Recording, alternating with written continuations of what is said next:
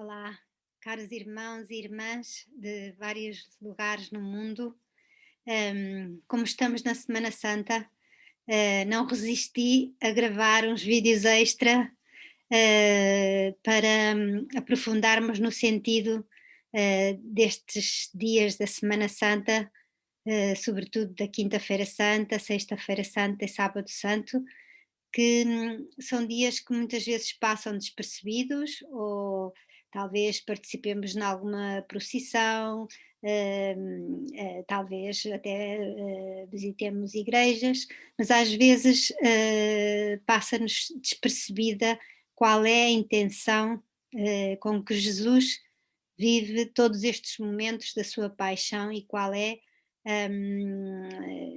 o que é que Jesus carrega no seu coração.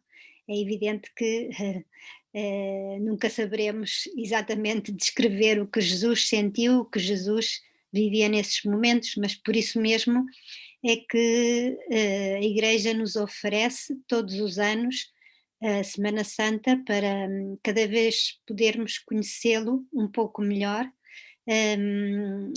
porque isto aplica-se a todas as pessoas, não é? Quando se aproxima a morte e, sobretudo, quando a pessoa é consciente de que a morte se avizinha, normalmente aflora o que há de melhor na pessoa, às vezes também o que há de pior, mas aflora realmente o que há de mais genuíno. E é isso que nós podemos observar em Jesus durante estes dias da Semana Santa, vivendo ao mesmo tempo uma luta muito grande, uma luta precisamente porque era verdadeiro homem e sentia o medo, sentia o pavor ante a dor, a tortura, o abandono, a traição dos seus, que ele de certo modo podia prever, porque a situação era muito complicada e todos os discípulos, por muito que o amassem, eram também muito frágeis como qualquer um de nós, não é? Então Jesus via avizinhar-se esta situação de solidão grande, inclusivamente podia talvez temer que chegaria um momento em que ele próprio duvidaria se realmente Deus estava do lado dele. E toda essa situação o levou a tomar certas atitudes, a tomar certas previdências, digamos, não é? E neste dia da Quinta-feira Santa é um dia muito, muito especial, porque é o famoso dia da última ceia, não é? Jesus convoca os discípulos para celebrarem a Páscoa. A Páscoa, para os judeus, era a recordação um, da libertação do Egito, não é? Quando eles tinham sido escravizados, tinham sido escravos durante muitos, muitos anos, e Deus, por meio do profeta Moisés, libertou-os dessa escravidão, fez-los passar através do deserto durante 40 anos e conduziu-os à terra prometida. Então, a Páscoa dos judeus era essa celebração de um Deus que os tinha libertado da escravidão e os tinha conduzido a uma terra onde eles eram livres, onde eles eram donos das suas próprias vidas, digamos, não é? Jesus escolhe este momento da Páscoa para dar a sua prova de amor maior. Como devem estar lembrados, nesta noite Jesus um, parte o pão e distribui pelos discípulos e também os convida a beber vinho, mas de uma forma diferente, diferente. É certo que na ceia dos judeus também se comia pão, os pães ázimos, não é? Que evocavam aquela saída do Egito de repente, muito rapidamente, e também se bebia vinho, se comiam ervas amargas, mas Jesus dá aqui uma novidade muito grande. Ele, quando reparte o pão pelos discípulos, diz-lhes: Este é o meu corpo que vai ser entregue por vós. E quando lhes dá a beber o cálice, diz-lhes: Este é o cálice do meu sangue que vai ser derramado por vós. Eu acho que os discípulos não entenderam nada do que estava a acontecer nesse momento. Mais tarde, lembrando-se, compreenderiam, não é? Que Jesus estava já a antecipar-se, não é? À sua própria entrega definitiva na cruz, quando mais tarde, no dia seguinte, iria ser crucificado, desta forma que só um amor muito, muito delicado pode imaginar, não é? Ou seja, ele oferece o seu corpo que vai ser, digamos, entregue na cruz, oferece-o como pão.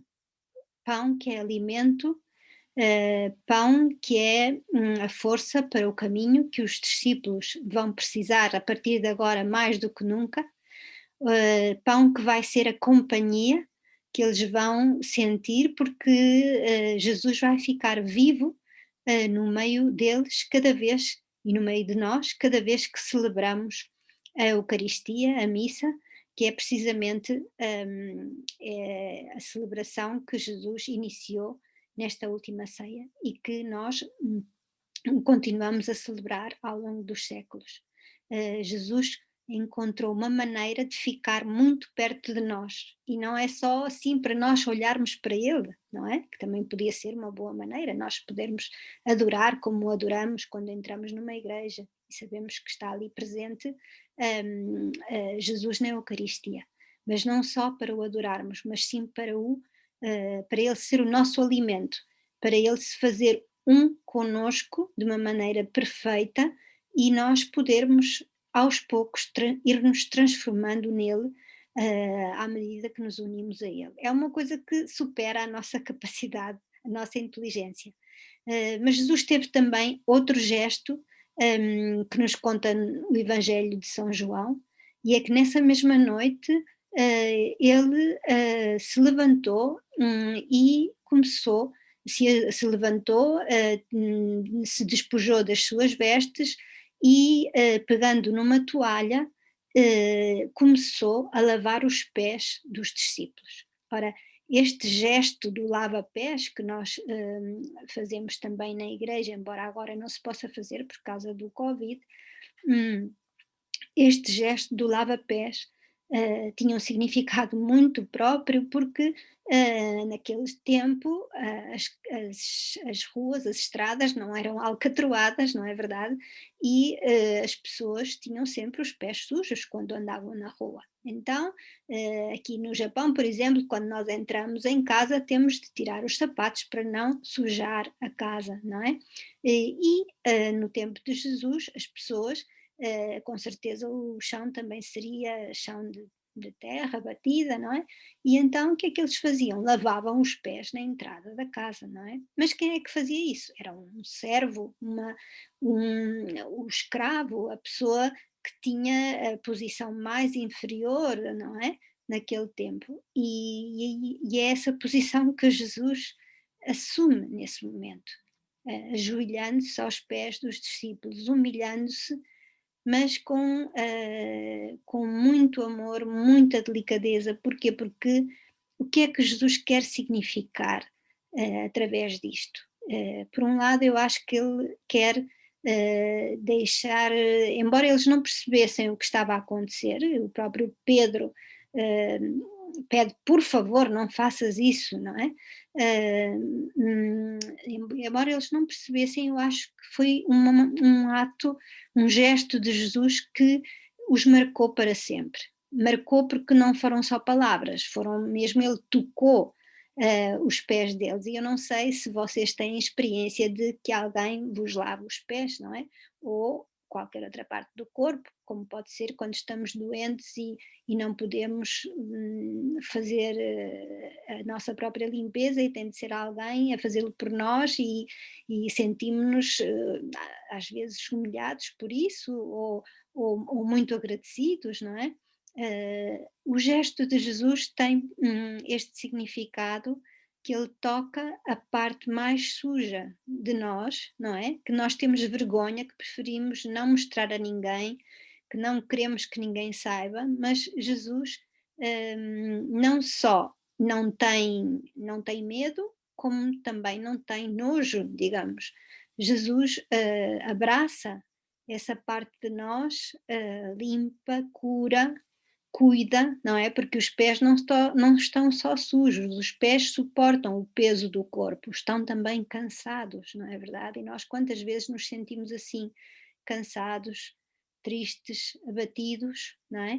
E Jesus vem ao nosso encontro. E eu acho que é extraordinário, não é? Se nós pensarmos, Jesus estava numa situação de perseguição, de ser preso de um momento para o outro, e, no entanto, pensa no bem-estar dos discípulos, e pensa em deixar um legado que vai ser o que os vai acompanhar, o que nos vai acompanhar para sempre, não é? Então, eu dizia também que não sei se já tiveram a experiência de que vos lavassem os pés. Eu já tive várias vezes, porque até na nossa comunidade, no momento das nossas promessas, dos nossos votos, nós temos o costume de lavar os pés uns aos outros, as pessoas que nos apoiaram, que nos ajudaram, etc. E para mim é uma experiência muito forte, porque é verdade que uma pessoa sente vergonha, não é? De que alguém nos toque, e que um certo pudor, não é? De ser tocado nessa parte mais suja, mais incómoda, não é?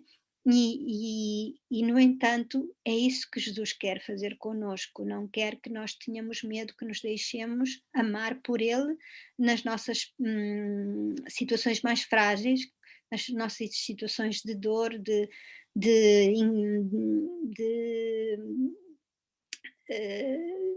não saber como continuar, não é? Alguns de nós podemos estar a passar por situações de ter perdido seres queridos, de termos ficado sozinhos ao longo de todo este ano. Acho que todos convivemos muito com a doença e com a morte, e também estamos a conviver muito com o desemprego, estamos a conviver muito com as situações de insegurança em relação ao futuro. Tudo isso também são essas partes cansadas, os nossos pés cansados, que muitas vezes não sabem em que direção continuar. E Jesus oferece-nos o seu amor até ao fim. Ele que nos amou desde o princípio, amou-nos até ao fim. É o que diz no Evangelho de São João. Ele oferece-nos um amor incondicional. Por isso, gostaria de vos convidar a viver este dia do amor fraterno, também chamado do amor fraterno, porque Jesus termina dizendo aos discípulos: tal como eu vos lavei os pés, também vós deveis lavar-vos os pés uns aos outros. O convite que Jesus nos deixa é este, de não só deixarmos que Ele nos lave os pés, deixarmos humildemente que Ele nos toque, mas também sermos capazes de aceitar as fragilidades dos outros, de perdoar e de lavar os pés, de nos aproximarmos das partes mais desagradáveis dos nossos irmãos, sabendo que Ele nos dá o amor suficiente para nos podermos apoiar uns aos outros. Este é, portanto, um dia de muita alegria no meio deste momento de paixão, porque temos uma prova de amor tão grande como nunca poderemos ter de qualquer pessoa neste mundo. É uma prova de amor eterna.